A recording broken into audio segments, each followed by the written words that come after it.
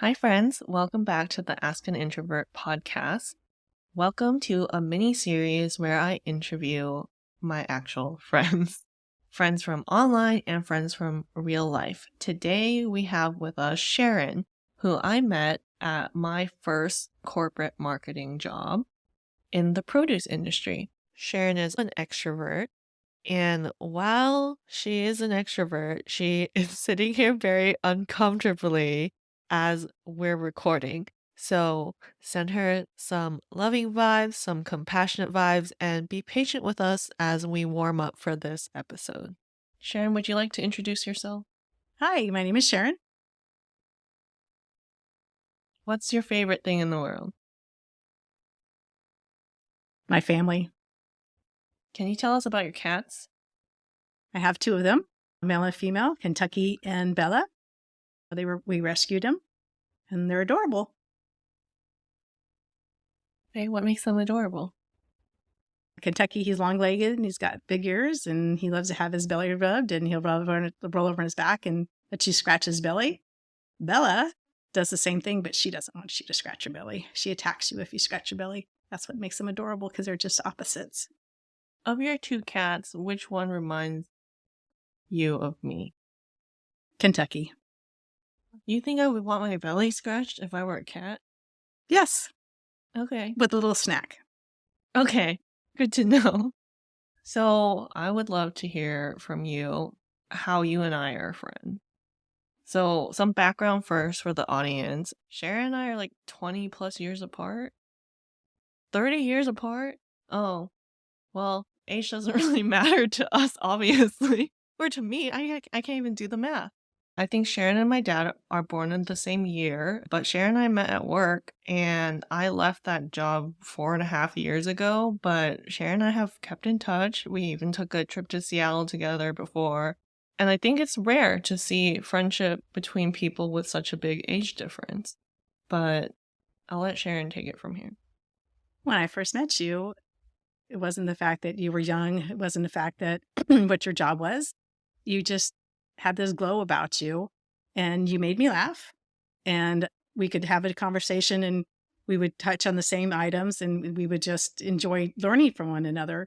But also, you have a love of food that you share with me. You've taken me to a lot of exciting places and different places that I probably never would have found on my own. Yeah, so for context for the audience, Sharon is a white woman. So we have our cultural differences on top of age. But reflecting on what Sharon has said, I think friends who make each other laugh is really important, more important than anything else. Because oftentimes we think about all the things that we need to have similar, and we make those judgments just by looking at each other. But then you never get to know the real person behind all of that.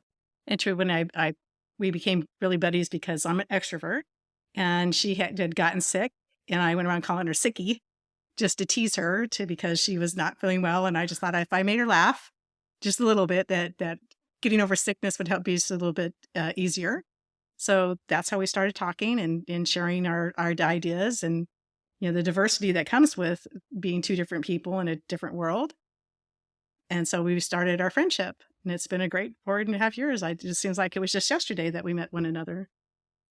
Well, I think we've known each other for like 8 years now. Oh, I'm sorry. Yeah, it's been 4.5 years since I stopped working with you. Yeah, Wow. yeah, I didn't wow, do right?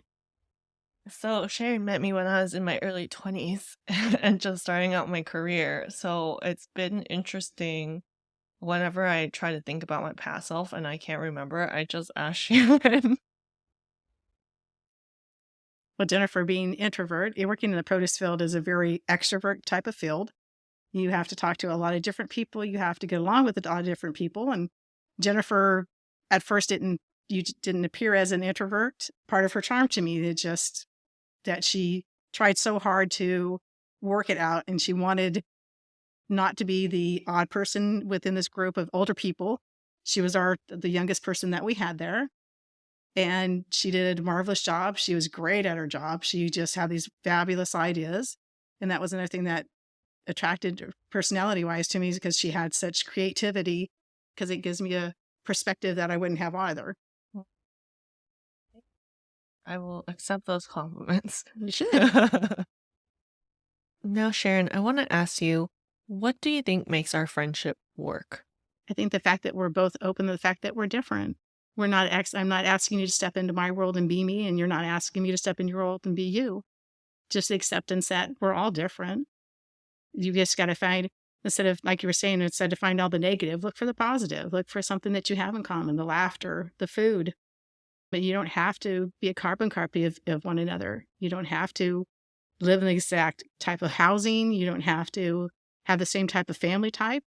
I think friendship is an opening of your eyes and realizing there's a lot of people out there that you could be good friends with that you don't have to agree. And you and I exchange ideas. We don't always agree, but it's nothing ugly about us not agreeing. We just know that we live in different worlds. That's what I think friendship is. That's really beautiful. And I think really relevant in a time, especially in America, where it feels really divisive. But we won't dive into all the political stuff. Now that's just negative and And let more people to spread that negativity. that's a whole different conversation. We're here to focus on friendship. So I'm curious, you being an extrovert and me being an introvert, does that present a challenge in our friendship? No, it does not. I didn't realize that you were an introvert at first until probably about 3 months into it. And then I started realizing that you would get so overloaded with all the noise and bing banglers and ting tanglers that go on in an office that we're all sitting together, and that you would just kind of shut down. You would just sit in your chair and not. I just tell on your face like, I'm done. It's over. Because it's such a lot of energy going on and a lot of talking over one another and people telling you you're wrong, and you get this look on your face that I learned that you're like, I'm done, and I would think that you're off, thinking a creative place or thinking about where you'd prefer to go take your next travels or, so that's, like I said, that's not, had nothing to play when we first became friends.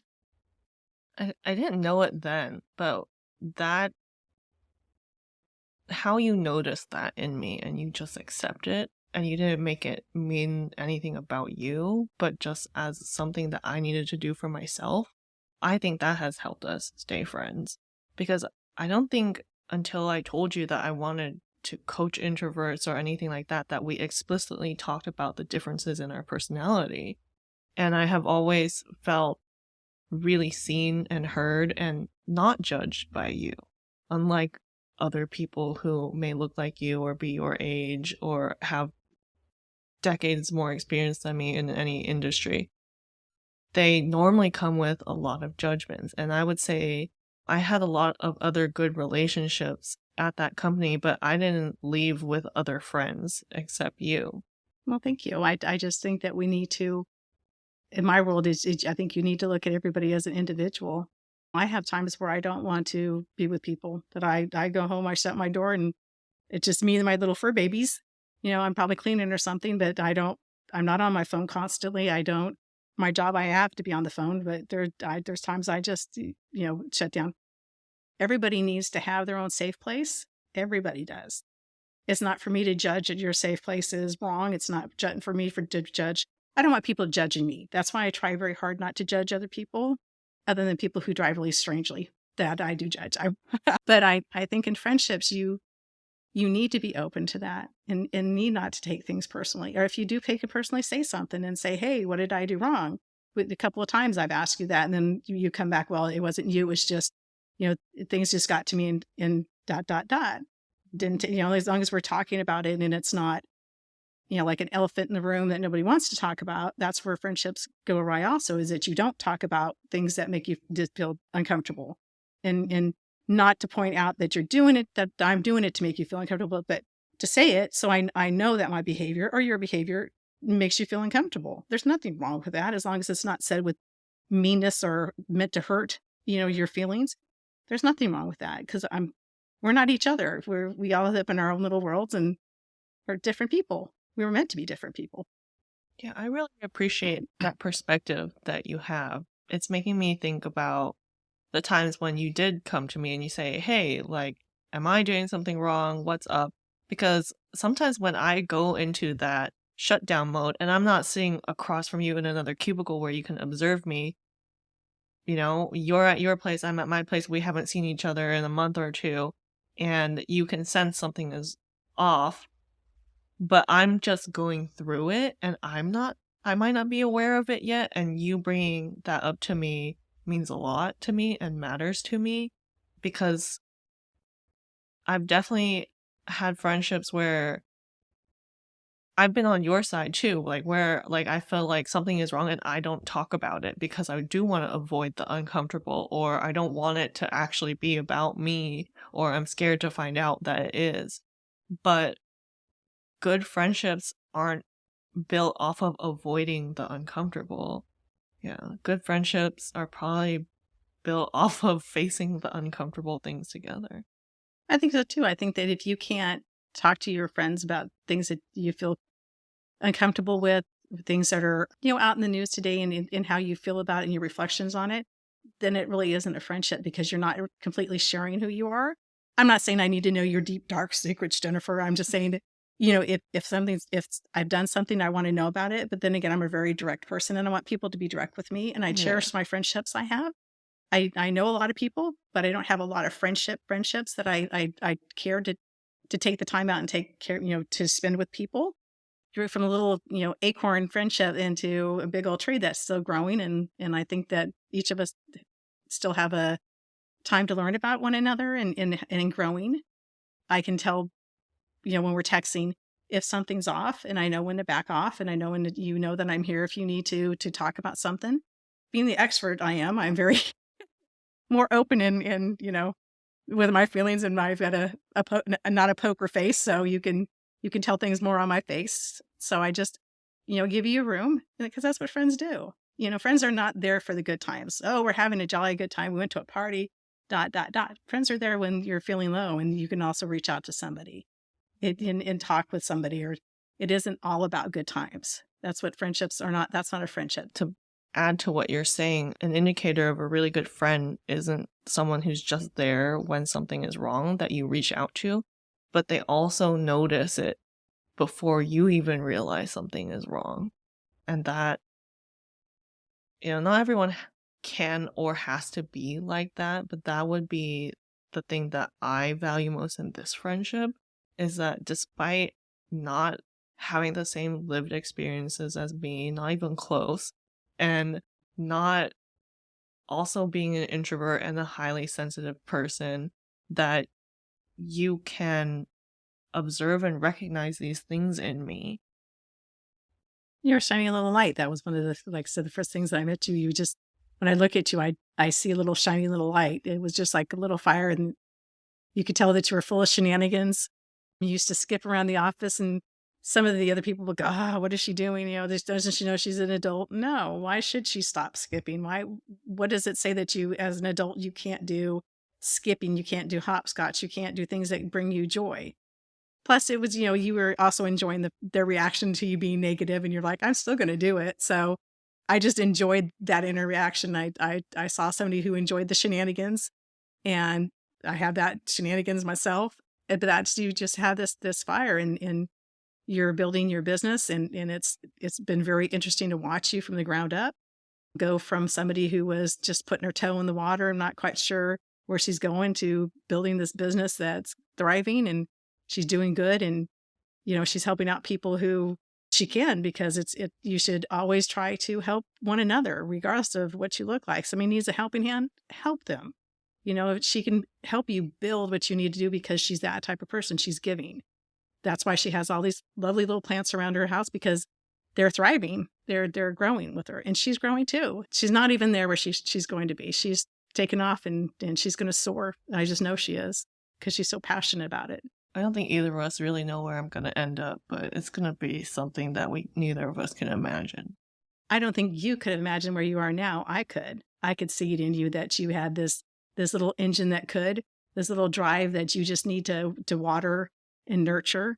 And once you believed in you, I think that the world is just beginning to see what Jennifer Ho has got in her. I think that people are going to see what I see in her, see that little glowing light, and attract more people. I think that it's great that you're reaching out to introverts and helping them navigate the world because it's not easy. I understand that. That's not also easy for us as extroverts. We have our own little idiosyncrasies that go on amongst us.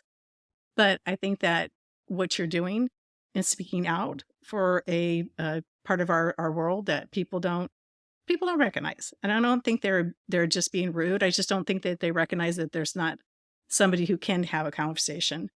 You know, Jennifer and I've talked about this before. I walk into a grocery store. I'm talking to people. I'm standing in a grocery line. I'm talking to people. Used to bother my son quite a bit, but now he's turned into me. So it's like, woohoo. You know, I've converted him, but I understand that other people don't have that ease with talking with people. And the fact that you're reaching out, Jennifer, and teaching these people how to make their little niche in the world. You're not trying to make them convert to something or trying to change who they are, but trying to teach them that they also have a place in our world, that they don't have to copy somebody. They don't have to, you know, if somebody's an extrovert and you have to be that same way around them. I don't expect people to do that. I don't expect people to do that whatsoever. And I think it's great that you're teaching people that they don't have to, that they have a niche in this world. Introverts really do have a space in this world. I think oftentimes for us, it feels like the world was designed for extroverts and society prioritizes them and what they're naturally inclined for. But introverts still do have a voice. And you said it really well. I want to teach and help introverts to prioritize our ways of being because that will teach other people about our differences and how we can use them to elevate and help each other. Sharon, I'm curious if you have any idea around this question. Why is it that people don't put themselves first? Or why do you think I didn't put myself first when you first met me? You just don't think that you should be first, and you should, because you have to take care of yourself first. And also, we all try not to let other people's comments hurt us, but some people can be really mean and some people can be really negative, and sometimes we absorb it. And that's something that you're teaching them how to redirect. And then, you know, I'm not always positive. I have my negative little days where I got a little dark cloud over the head of me and just people stand right way because you can just tell that it's not, but that's just everybody. But I think that if you look at the world and you think of your blessings and you think, you know, I count my blessings. Every night I go to bed thinking, okay, I've got a wonderful child. I've got my fur babies. I've got some great friends. I'm working. I'm alive. You know, that you have to count those blessings. But when it's somebody who is an introvert seeing from you, there are days when I would hurt for you because I knew that, you know, it was just too much. And no matter how much I would try to talk to my coworkers and said, hey, just back away and just give her some space, they didn't understand it. And I think it was just more ignorance than anything else. It wasn't, I don't think they were purposely trying to do it. They just didn't know better. And I'm hoping with what you're doing, people will be able to accept that's who they are and not worry about what other people have to say. Because there's always going to be some negative Nelly out there of wanting just to be negative just because they can. Mhm. And that has to do with maybe how their life is going, but that's not your worry. That's not your concern. Your concern has to be you. I'd like to think that in just being who I was, someone else who was like me saw that and thought, oh, this means that, it might not feel okay to do it. Like, it didn't feel good, especially with everyone else questioning me or bombarding me or trying to figure out what's wrong when nothing is really wrong and I just needed a moment.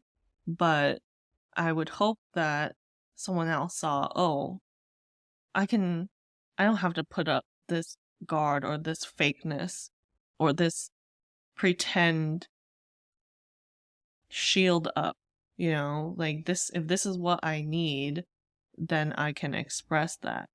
And other people misunderstanding or other people having a problem with it is really their own issue to deal with.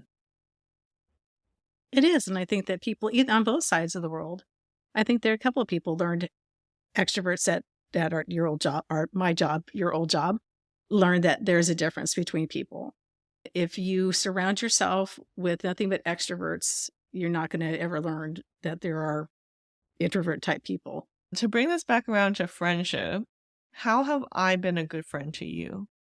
You've always been there when I've had crisis at work and I'm feeling low and I'm texting you, and you're like, hey, let's meet at Starbucks. And when we go to Starbucks and we sit and drink our tea and we tell each other the world. So your friendship has been there for me. Your friendship is not hot and cold. It's a continuous thing, even though we don't talk every day. We don't see each other every day. Your friendship's always brought me comfort. If there was one lesson on friendship you can leave everyone with, what would it be? If you do have friendships, grow them.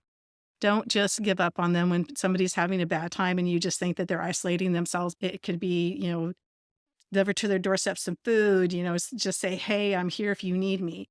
But friendships need to grow. Friendships need to be nurtured. And like I said, it doesn't have to be an everyday thing. It doesn't have to be in your face. But reach out to them, let them know, hey, I'm thinking about you.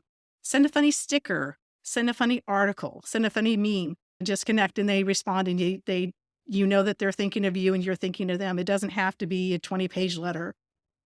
I'm very thankful that Jennifer is in my life. I'm very thankful for the things that we've done. I'm also very thankful for all the things that we've done.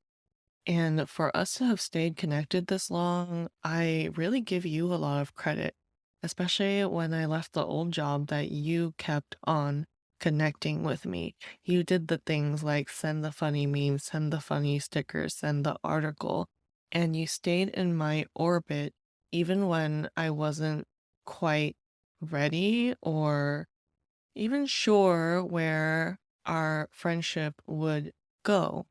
So thank you for growing our friendship. Thank you, Jennifer. Thank you, Sharon. And thanks to all of you for tuning in.